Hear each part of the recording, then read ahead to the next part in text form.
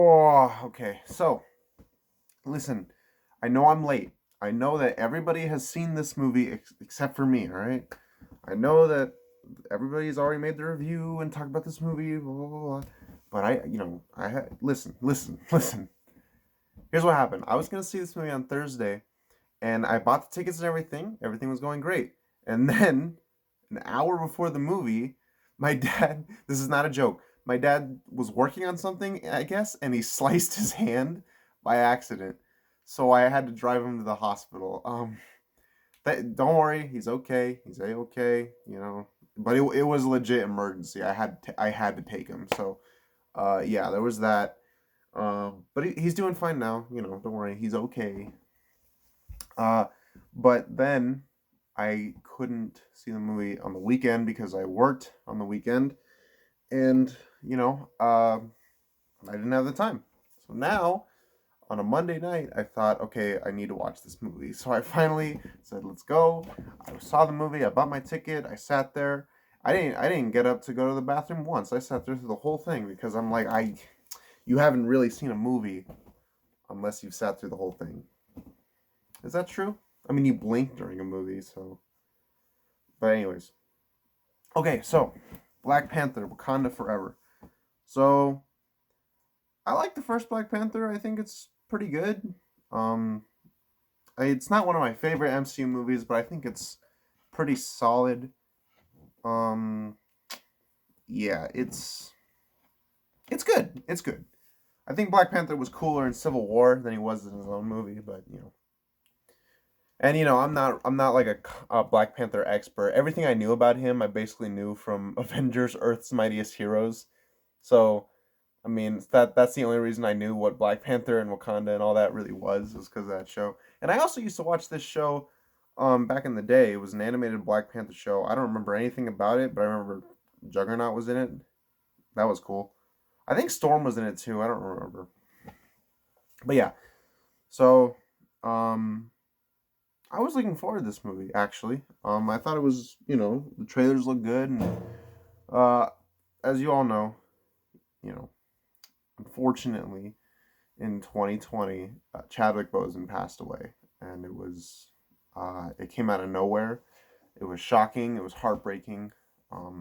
He had kept his illness a secret from the public, and it was horrible, man. It was just a horrible thing to hear, and this whole movie is almost it has this sense of like it has the mood of a funeral, of just you're aside from the obvious story of the film, you're watching all these characters react to the death of King T'Challa because obviously Chadwick Boseman passed away, so they had to write T'Challa out of the story, and the way they do it is they say that he passed away of an illness, an undisclosed illness. They don't say what it is, but they don't need to.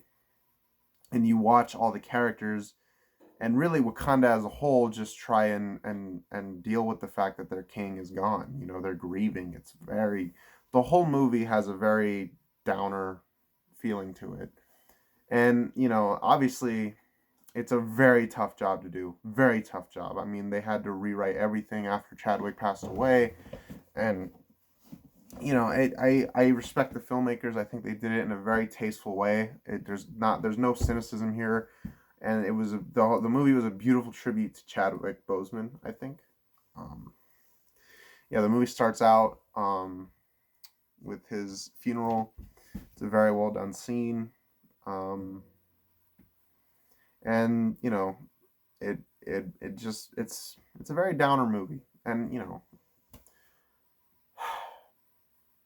I can't imagine being in the position of the filmmakers and the cast. It must have been very hard to make this movie because it's just heartbreaking, man. It really is heartbreaking. But let's get to the movie itself.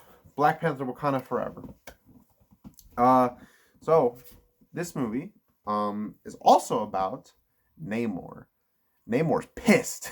So Namor is the king of the Talokan underwater thing, and He's pissed off at Wakanda because they don't want to hang out with him and stop white people from destroying Talokan. It's fucked up. And he is pissed throughout this entire movie. And let me tell you right now, Namor was awesome in this film. I love that he was just an asshole. Like, I love that he's just a huge prick this entire time. You know, he's like even when he's like telling Shuri and all these people like to ally with Talokan, he's like, yo, do it or we will fuck you up. Like, he really sucks at selling that alliance. He's like, hey, you know, you can help us, but if you don't, you're gonna be sorry. You know what I mean? Like, what an asshole. He was great in this movie. Loved him. Thought he was awesome. You know, I love that he was an asshole because he's always been a prick in the comics. I mean, I'm not an expert. Again, I'm not an expert on Namor in the comics, but the comics I read of Namor, maybe the newer ones, he's more of a good guy. I don't know. But the ones I read, he was just an asshole. Like, he was just this pompous douche. Even when he wasn't an evil dictator, he was just like, I would never want to hang out with that guy. You know what I mean? I loved him. I thought he was awesome. We'll get into him a little bit more later. Letitia Wright as Shuri. Her character, they really had to do a lot because from the writing side, you need to turn this funny sidekick character, you need to morph her into the emotional core of this very emotional movie. And Letitia Wright has to carry all that. She almost has to carry this movie on her back for a lot of it. Not all of it, but a lot of it. And she did a great job. I really like Shuri's journey throughout this movie. You know, she and comparing it to her other appearances in Black Panther and Infinity War and all that, you can really see the arc that this character's gone on. It's meaningful. It's powerful. She went from this kind of like almost just annoying, sassy teenager into this mature, strong young woman grieving the death of her older brother. You know, it's really well done and powerful. And Letitia Wright and Ryan Coogler, they did a great job with that, I think. Okoye is very funny in the movie, and so is M'Baku. I would have liked to see a little more of M'Baku. I feel like they really pushed him to the side, but you know, they were both very funny. Queen Ramonda, played by Angela Bassett, she was Angela Bassett. If you've ever seen Angela Bassett ever act in a fucking movie before, you know that she absolutely kills it, and in this movie is no different. She has some scenes in this movie where I was almost on the verge of tears just from her acting. Especially one monologue in particular. You see a little bit of it in the trailer. It's powerful. Really loved her character. Now we get to some complaints I have with the film, unfortunately. Number one, Everett Ross, played by Martin Freeman. I love Martin Freeman, but his character did not need to be in this movie. And every time they've shifted the focus from like Wakanda or Talokan to like Everett Ross doing a bunch of government shit, I'm like, come on, who I understand it was part of the plot of the movie, but who gives a fuck? You know what I mean? Like, these scenes are just like, they're boring. I don't give a fuck. And that character Valentina, I'm like, okay, cool, she's here. Every appearance she's had just feels like it's setting up the Thunderbolts, which is fine. But I don't know, with this I was just like, all right, whatever. And then another one, Riri Williams. Riri Williams. I liked her in the movie. I thought the actress Dominique Thorne did a great job. I thought she was likable. I thought she was funny.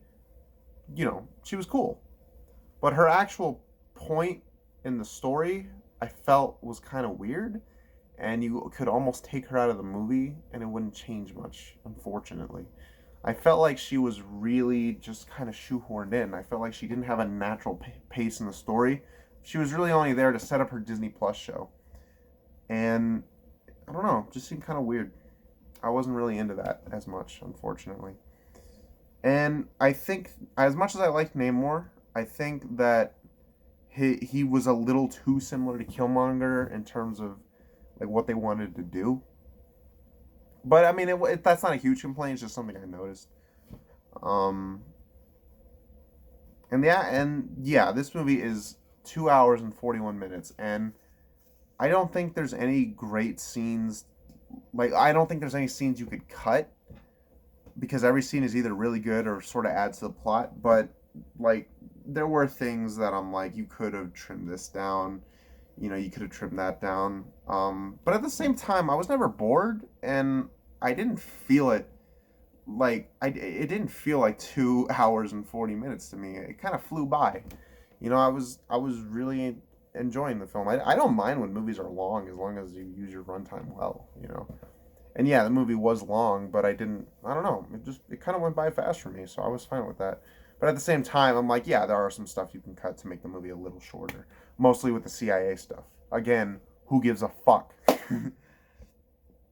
uh, the action in this movie, that's another thing. This movie is a little slower. Actually, it's a lot slower than the first one. And it's much, much less reliant on the action. There's not a lot of action in this movie. There's maybe like 3 or 4 action scenes, and that can turn a lot of people off. Me personally, I really liked the action. I thought it was good. Nothing amazing, but it was fine. And I was always interested. I really enjoyed the conflict between Talokan and Wakanda, right? Um, but I felt like the okay. Well, you know what? I'm gonna get into spoilers now. Spoilers for Black Panther. You've already seen it. It's been a fucking week. Um, I mean a weekend, whatever. No, I really liked the conflict between Wakanda and Talokan. Right? I understood Namor's reasoning. Really liked, uh, what he like. I really liked his idea of like, listen, us together can be strong. You know, and we could fucking destroy the surface world. But from Wakanda's point of view, we're like, why do we want to destroy the surface world? We're a part of it. So I like that. I liked all the conversations that Shuri and Namor had. It was cool. But number one, Namor wants them to give them the scientist that made this machine that can detect vibranium so that he can kill her. He wants to kill Riri. And in my head, I'm like, why? Like, what does that matter? She already made the technology. What is killing her gonna accomplish? What do you want to? I don't understand what you want to do with that. It just seems kind of weird to me. And I have another complaint, which is the way it's resolved is kind of rushed. Which you would think for a 2 hour and 41 minute movie, you'd be building up to a big climax. And the climax. Listen, I'm not a guy who just wants to see big dumb action on the screen. But with a movie like this, with a conflict this big, I was expecting the climax to be a little bigger. Like I wasn't like Infinity War. That climax is in Wakanda too. They have aliens fucking going through the force field, and you got all the Wakandan army fighting. It's awesome. Here, you get a small little tussle on a boat, and then Shuri and Namor fight on the beach for a little bit, and then that's it. And you're like, oh, okay, does it? For such a long movie, I felt like the climax was very rushed. It was a cool climax. It was enjoyable, but I just felt like it resolved itself a little too clean. Like Shuri's like, yield. And he's like, okay. I understand it's an alliance, but I don't know. I felt like it could have been done better. I did like the fight between Shuri and Namor. I thought it was cool. And even though it's cliche how she's about to kill him, but at the last moment she's like, I can't do it. I actually thought that scene was pretty well done where she realizes like her and Namor's journeys have been very similar. It was cool. One thing I found kind of stupid was the Wakandans are like, we're going to beat the Talokans and we're going to do it on a boat. Why would you fight these people like on top of water? You know what I mean? What the fuck? Like, I don't understand why you would do that. That wouldn't be my strategy if I were fighting fucking Aquaman. You know what I mean? But I mean, hey, it worked. They won. Whatever. But yeah, another complaint was Riri Williams' costume at the end looked very goofy. It looked like I okay, to be honest with you, I thought the costume looked fine, except for one thing that kind of killed the whole thing, which was the eyes on her like helmet. It looked really bad. Like it reminded me of Eva from Wall-E, and it just kind of killed the whole thing for me, unfortunately. And then Okoye gets a costume, like an Iron Man kind of costume, and I'm like, why? She doesn't need one. You know what I mean? That's just kind of stupid. Like, design of the costume aside, the fact that she wears that is just stupid to me. She doesn't need it. You know what I mean? I just think it's dumb. Uh, but Shuri becoming the Black Panther, like everything with that, I loved. It's satisfying. It's triumphant. It's great. And like I said, that final fight scene between her and Namor was really awesome because not only is it just a cool fight, there's a lot of great, um, emotion behind that fight, and it has great, like both characters have really meaningful and awesome motivations for that fight. And that's what makes a fight epic and cool. It's not just, oh, they're punching each other really fast. It's the motivation behind the fight. That's why the fight between fucking Batman and Superman is stupid. You know what I mean? Because why doesn't Superman just throw Lex Luthor into the clouds? You know? No, I'm gonna go fight Batman. Whatever. Fucking stupid. Uh, but yeah, yeah, yeah. But yeah, I mean, Namor and Shuri were the two best characters in the film. And that's saying a lot because a lot of the characters in the film have a lot of great, moments. Like Queen Ramonda is great, and her death scene I thought was really well done. Okoye is very funny. But again, she gets fired from her position, and then I felt like she just kind of got it at the end. That was kind of rushed too. I was like, oh, well, I guess she just has it again now. Okay. Nakia's cool. She's just kind of there. She was cool. I love Lupita Nyong'o. She's great. So she was fine. But Namor, great villain, great character, great backstory. That whole scene was really great. Um, and again, Shuri, her character is in an already super emotional movie. She is at the core of it, and she did a great job. Letitia Wright did awesome. It was very it's great. I really liked this movie. I really, really liked it. Um, it probably is my second favorite Phase 4 movie, right behind No Way Home. I think it's got a really great story. All the characters are wonderful. They're all going through obviously a lot of grief, and they're all great. The cast brings a great game, especially Letitia Wright and Angela Bassett. And everybody else. I don't want to single anybody out because everybody's giving it their all in this movie. Um, the action's very good. It tells a compelling story. For a long movie, I never felt like, I was bored or it was dragging. I just felt like some scenes were just kind of, unnecessary. Yeah. I like I said, it's not a perfect movie. I have issues with it, like I said, but I was very compelled throughout the entire movie, whether it was by the touching tributes to Chadwick Boseman or just by the really gripping story. I was really into this movie. I really, really, really liked it. I didn't quite love it because it was a little messy. It's not a mess, but it's a little messy, if that makes sense. And the ending of this film is terrific.